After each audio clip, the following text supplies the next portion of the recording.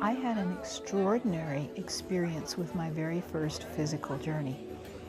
I had something called ulcerative colitis, an ulcerated condition in the colon that I'd had at least 20 years. And because my training was as a hypnotherapist and we had to do 400 hours as a client of hypnotherapy, I had gone into my colon many, many, many times to try to find the cause of this, and there'd never been anything there. I had a faint idea it was something to do with some sort of fear or anxiety, but I couldn't find it.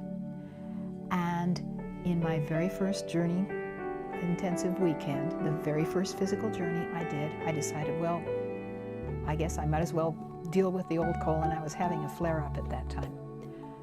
To my great surprise, I didn't go to the colon.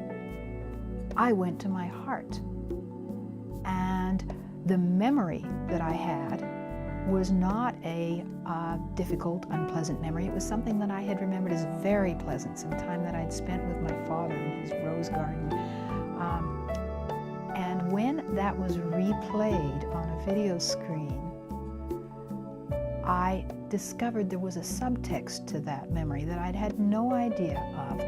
And I had psychically connected with his soul at that time. I was 12 years old. And I discovered that he planned to leave this sphere early. He was going to die young. And my loving heart said, well, if he dies young, I will have to too. And it took that message right back into itself.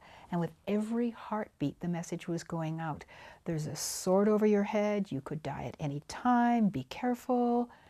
And my colon, which had more cell receptors than anywhere else in the body except the brain, had given itself a case of ulcers over this.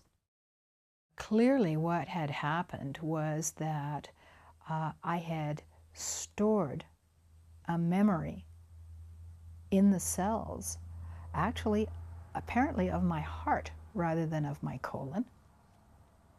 And even though on the surface that memory was a very, very pleasant one, underneath there had been fear that was never acknowledged and therefore never freely and healthily expressed.